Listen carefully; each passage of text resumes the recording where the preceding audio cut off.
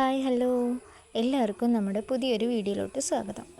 അപ്പോൾ അവധിക്കാലമൊക്കെ കഴിഞ്ഞ് നമ്മുടെ മക്കൾ സ്കൂളിലേക്കൊക്കെ പോകാൻ വേണ്ടിയിട്ട് തയ്യാറെടുത്തുകൊണ്ടിരിക്കുകയായിരിക്കും അല്ലേ. പുതിയ പുതിയ കുട, ബാഗ്, ചെരുപ്പ്, പുതിയ ഡ്രസ്സ്, അതേപോലെ തന്നെ ലഞ്ച് ബോക്സ്. അപ്പോൾ ഇതൊക്കെ വാങ്ങിച്ച് തയ്യാറായിട്ടുള്ളവരുണ്ടായിരിക്കും, വാങ്ങിക്കാത്തവരുണ്ടായിരിക്കും, ഇനി വാങ്ങിക്കാൻ പോകുന്നവരും ഒക്കെ ഉണ്ടായിരിക്കും അല്ലേ. അപ്പം ഞാനൊരു അധ്യാപികയാണ്. അപ്പോൾ എൻ്റെ ഒരു എക്സ്പീരിയൻസ് വെച്ചിട്ടും ഇനി ആദ്യമായിട്ട് സ്കൂളിലേക്ക് പറഞ്ഞയക്കുന്ന രക്ഷിതാക്കൾക്ക് എന്തൊക്കെ കാര്യങ്ങൾ ശ്രദ്ധിക്കണം എന്നതിനെ കുറിച്ചിട്ടൊക്കെയാണ് ഈ വീഡിയോയിലൂടെ പറയാൻ ഉദ്ദേശിക്കുന്ന കാര്യങ്ങൾ. അപ്പോൾ നമ്മൾ ആദ്യമായിട്ട് മക്കളെ തന്നെ സ്കൂളിലേക്ക് പറഞ്ഞയക്കുന്ന സമയത്ത് അവരിൽ പല സംശയങ്ങളും ഉണ്ടാവും. അത് സ്വാഭാവികമാണ്. അവർക്ക് നല്ല ജിജ്ഞാസ ഉണ്ടായിരിക്കും, ആകാംക്ഷ ഉണ്ടായിരിക്കും, ഉത്കണ്ഠ ഉണ്ടായിരിക്കും. അപ്പം അതൊക്കെ മാതാപിതാക്കളെ മനസ്സിലാക്കണം. അവരുടെ ആ ഒരു പ്രായം എന്ന് പറയണത് അതാണ്. അപ്പോൾ അവർക്ക് ഈ പുതിയൊരു അറ്റ്മോസ്ഫിയറിലേക്ക് അവരെ പറഞ്ഞേക്കുമ്പോൾ രക്ഷിതാക്കളും കൂടി അതിന് തയ്യാറായിരിക്കണം. രക്ഷിതാക്കൾ മനസ്സിലാക്കണം, നമുക്ക് നമ്മുടെ മക്കളെ തന്നെ നന്നായിട്ട് അറിയണം. എൻ്റെ മകൻ അല്ലെങ്കിൽ എൻ്റെ മകൾ ഇതാണ്, അവന് ഇന്ന കാര്യങ്ങളാണ് ഇഷ്ടം, അവൻ എന്തൊക്കെ ഭയപ്പെടുത്തുന്നു അല്ലെങ്കിൽ അവൻ എന്തൊക്കെ സന്തോഷം തരുന്നു എന്നുള്ളത് അവരുടെ രക്ഷിതാക്കൾ നന്നായിട്ട് അറിഞ്ഞിരിക്കണം. ഭൂരിപക്ഷം പേർക്കും അറിയും, പക്ഷെ പല രക്ഷിതാക്കളും മക്കളെ ശ്രദ്ധിക്കാത്തവരും ഉണ്ട്. അതൊക്കെ ഞാൻ എൻ്റെ എക്സ്പീരിയൻസ് ഒന്ന് മനസ്സിലാക്കിയതാണ്. നമ്മൾ വിചാരിക്കുന്ന പോലെയല്ല, അത് അവരുടെ ജീവിത സാഹചര്യങ്ങൾ വെച്ചിട്ടുള്ള കാര്യങ്ങളായിരിക്കും.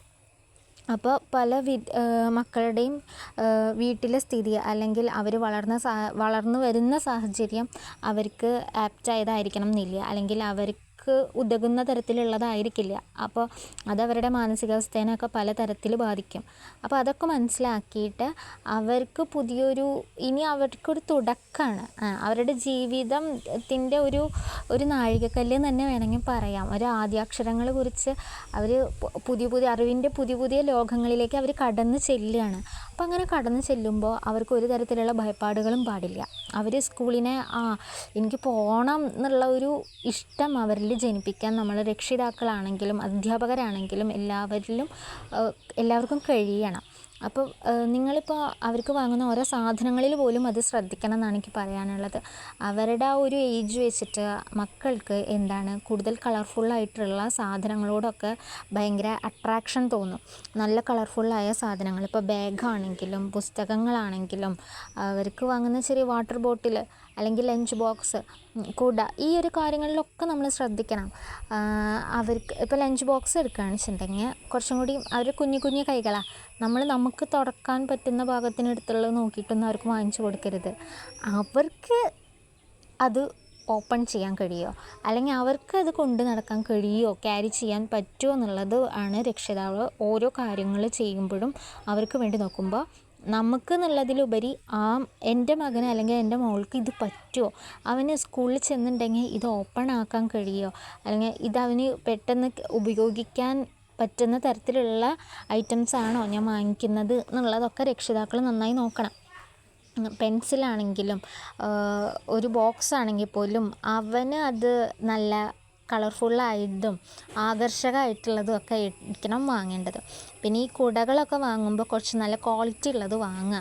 ഇച്ചിരി പൈസ പോയാലും ഇപ്പോൾ പൈസയുടെ കാര്യത്തിൽ പലർക്കും പല ബുദ്ധിമുട്ടുകളുണ്ടാവും. പക്ഷെ എന്നാലും അവർക്ക് ആദ്യമായിട്ട് വാങ്ങിച്ചു കൊടുക്കുന്ന കാര്യമല്ലേ, നമ്മൾ കുറച്ചതിൽ ചിലവാക്കാൻ നമ്മൾ തയ്യാറാവണം. അവരാദ്യമായിട്ട് സ്കൂളിലേക്ക് പോവുകയാണ്, അവർക്ക് ആദ്യമായിട്ട് വാങ്ങിച്ചു കൊടുക്കുന്ന സാധനങ്ങളാണ്, സ്കൂളിലേക്ക് എന്നുള്ള രീതിക്ക് ആദ്യമായിട്ട് വാങ്ങിച്ചു കൊടുക്കുന്ന സാധനങ്ങളാണ്.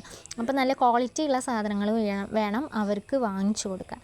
അപ്പോൾ അതൊക്കെ കിട്ടി അവരുടെ മനസ്സിനെ അതിന് പാകപ്പെടുത്തുക. അതായത് സ്കൂളിലേക്ക് പോകുമ്പോൾ നിങ്ങൾക്ക് പുതിയ ടീച്ചറെ കിട്ടുമല്ലോ, പുതിയ കൂട്ടുകാരെ കിട്ടുമല്ലോ, അവിടെ നല്ല രസമായിരിക്കും, അവിടെ കളിക്കാനുള്ള കളിപ്പാട്ടങ്ങൾ ഉണ്ടായിരിക്കും, പാർക്ക് ഉണ്ടായിരിക്കും, എന്ത് രസമാവൂല്ലേ സ്കൂളിൽ ചെന്നുണ്ടെങ്കിൽ. എനിക്കൊന്നും അതിനുള്ള ഒരു ഇത് കിട്ടില്ലല്ലോ, മോനല്ല അതൊക്കെ ഉള്ളത്, അവിടെ ചെന്നാൽ പുതിയ കൂട്ടുകാരെ കിട്ടും, എന്ത് രസമാവും. അങ്ങനെയുള്ള ഒരു ഇത് അവർക്ക് എപ്പോഴും കൊടുക്കുക. അപ്പോഴവർക്ക് അവിടെ ചെന്ന് അങ്ങനെയൊക്കെ ഉണ്ടാവില്ലേ, കളിക്കാനൊക്കെ പറ്റൂലേ, നല്ല ടീച്ചറെ കിട്ടൂല്ലേ, ആ ടീച്ചർ അവനെ കേൾക്കാനും കൂടി തയ്യാറായിരിക്കണ ഒരു ടീച്ചറായിരിക്കൂലേ എന്നൊക്കെ ഉള്ളൊരിത് ആ മക്കൾക്ക് രക്ഷിതാക്കൾ കൊടുക്കണം. അങ്ങനെ ആകുമ്പോഴാണ് സ്കൂളിൽ നിന്നുള്ളൊരു പേടി വരാതിരിക്കുകയുള്ളൂ. അവൻ്റെ ആ പ്രായത്തിലുള്ളവർക്ക് സന്തോഷിക്കാനും ഉല്ലസിക്കാനും പഠിക്കാനും പറ്റുന്ന നല്ലൊരു ഇതാണ് ആ വിദ്യാലയം എന്ന് പറയണതുള്ള ഒരു തോട്ട് കുട്ടികളിലേക്ക് എത്തിക്കണം. അപ്പോഴാണ് അവർക്ക് ഭയപ്പാടില്ലാതെ പോകാൻ പറ്റുള്ളൂ. അങ്ങനെ പോകുന്ന സമയത്ത് അതേപോലെ അവർക്കുള്ള ലഘുഭക്ഷണങ്ങൾ തയ്യാറാക്കി കൊടുക്കുക. ഹെവി ഫുഡൊന്നും കൊടുക്കരുത്. അതായത് നമ്മൾ കഴിക്കണ പോലെ അല്ല അവരെ സംബന്ധിച്ച് കുഞ്ഞു വയറാണ്. ആ കുഞ്ഞു വയറിലേക്കുള്ള ചെറിയ ചെറിയ സാധനങ്ങൾ, ലഘുഭക്ഷണങ്ങൾ കൊടുക്കുക. പരമാവധി ബേക്കറി ഐറ്റംസ് ഒന്നും കൊടുത്തയക്കാതിരിക്കുക. സ്നാക്സായിട്ട് വീട്ടിലുണ്ടാക്കുന്നതായിട്ടുള്ള പലഹാരങ്ങൾ, ഇഡ്ഡലിയൊക്കെ ആണെന്ന് വെച്ചാൽ ഒരു ഇഡ്ഡലിയൊക്കെ വെച്ച് കൊടുത്താൽ മതി. അവരതൊക്കെയല്ലേ കഴിക്കുള്ളൂ. 1-2 ഇഡ്ഡലി വെച്ച് കൊടുക്കുക. ദോശയാണെങ്കിലും അങ്ങനെ. ദൈവത്തെ ഓർത്ത് എന്ത് ചെയ്യരുത്, മാഗി, യിപ്പി, അതുപോലെ വേറെ ബിസ്ക്കറ്റ്സൊക്കെ ഉണ്ടാവുമല്ലോ, അങ്ങനെയുള്ള സാധനങ്ങളൊന്നും കൊടുത്ത് ശീലിപ്പിക്കരുത്. കാരണം അത് ദഹനപ്രക്രിയയ്ക്കൊക്കെ ഭയങ്കര കേടുള്ള ഇതാണ്. അതിപ്പോൾ പറയാതെ തന്നെ പല രക്ഷിതാക്കൾക്കും അറിയാം. അപ്പോൾ അങ്ങനത്തെ ഒന്നും കൊടുത്ത് ശീലിപ്പിക്കാതിരിക്കുക. പിന്നെ പരമാവധി മൊബൈൽ അഡിക്ഷൻ കുറയ്ക്കുക. അത് കൊടുക്കരുത്, മൊബൈൽ കൊടുക്കരുത് പറഞ്ഞിട്ടുണ്ടെങ്കിൽ ടൈം വയ്ക്കുക. 1 മണിക്കൂറോ അല്ലെങ്കിൽ അരമണിക്കൂറോ ടൈം കൊടുക്കുക. ഇപ്പോഴേ ശീലിപ്പിക്കുക. ഇപ്പോഴേ ഒരുപാട് ടൈം കൊടുത്ത് ശീലിപ്പിക്കരുത്. ഇപ്പോഴേ അതിനൊക്കെ ഒരു ടൈമും ഫിക്സഡ് ടൈമും ഇപ്പോഴേ ഇത്ര തരുള്ളൂ, അത് കൂടുതൽ എനിക്ക് കിട്ടില്ല എന്നുള്ളൊരിത് അവരുടെ പോലും അറിയാതെ അവരുടെ മൈൻഡിൽ നമ്മൾ കൊടുക്കണം. അപ്പോഴാണ് അവർക്ക് ഇത് ഇത്ര കണ്ടാൽ മതി. അപ്പോൾ അവർ തന്നെ ഇത്ര സമയം കഴിഞ്ഞിട്ടുണ്ടെങ്കിൽ നമ്മുടെ അടുത്ത് മൊബൈൽ കൊടുന്ന് തരും. കാരണം ഫോണിൽ പല കാര്യങ്ങളും വരും, പല തരത്തിലുള്ളത് വരും. ഇപ്പം റീസെൻ്റ്ലി ഞാൻ കണ്ടതാണ്, എനിക്ക് ആ യൂട്യൂബേഴ്സിൻ്റെ ഒന്നും പേര് ഓർമ്മയില്ല. അവർ പർച്ചേസ് ചെയ്യാണ് സ്കൂളിലേക്കുള്ളത്. അപ്പോൾ അവർ ഒരുപാട് കാര്യങ്ങൾ വാങ്ങണതും ഇതൊക്കെ കാണിക്കുന്നുണ്ട്, നല്ല വില കൂടിയ സാധനങ്ങളും ഒക്കെ. അപ്പോൾ ഇത് കണ്ടിട്ട് പല രക്ഷിതാക്കളും പറയുന്നുണ്ട്, എല്ലാവർക്കും അതിനുള്ളതില്ലല്ലോ. അപ്പോൾ ഇത് കണ്ടിട്ട് നമ്മുടെ മക്കളും പറയുന്നുണ്ട്, ആ കുട്ടീനെ പോലെ ആയിരുന്നെങ്കിൽ എനിക്ക് അതുപോലെയുള്ള സാധനങ്ങളൊക്കെ കിട്ടുമായിരുന്നല്ലോ. അപ്പോൾ അങ്ങനെ പല ചിന്താഗതികളും ഇൻസെക്യൂരിറ്റീസും ഒക്കെ സോഷ്യൽ മീഡിയ വഴി അവർക്ക് വരാം. അപ്പോൾ അതുകൊണ്ട് അങ്ങനെയുള്ള സോഷ്യൽ മീഡിയാസ് ഉപയോഗിക്കുമ്പോൾ ആ ഒരു സ്ക്രീൻ സ്പേസ് കുറച്ച് കൊണ്ടുവരിക. അങ്ങനെ കുറയ്ക്കുന്നതൊക്കെയാണ് നമ്മുടെ മക്കൾക്ക് നല്ലതായിട്ട് തോന്നുള്ളൂ. പിന്നെ പുറത്ത് പോയി കളിക്കാൻ വെച്ചാൽ മാക്സിമം അത് കൊടുക്കുക. കാരണം അവർക്ക് ശാരീരികപരമായിട്ടും മാനസികപരമായിട്ടുള്ള കാര്യങ്ങളൊക്കെ അവർക്ക് ആ കളിയിലൂടെ കിട്ടും. അവർക്ക് ശരീര വളർച്ച നന്നായി നടക്കുന്ന സമയമല്ലേ, അപ്പോൾ അവർ പുറത്ത് പോയി കളിച്ചോട്ടെ. അപ്പോൾ അങ്ങനെയുള്ള കാര്യങ്ങളൊക്കെ നോക്കുക.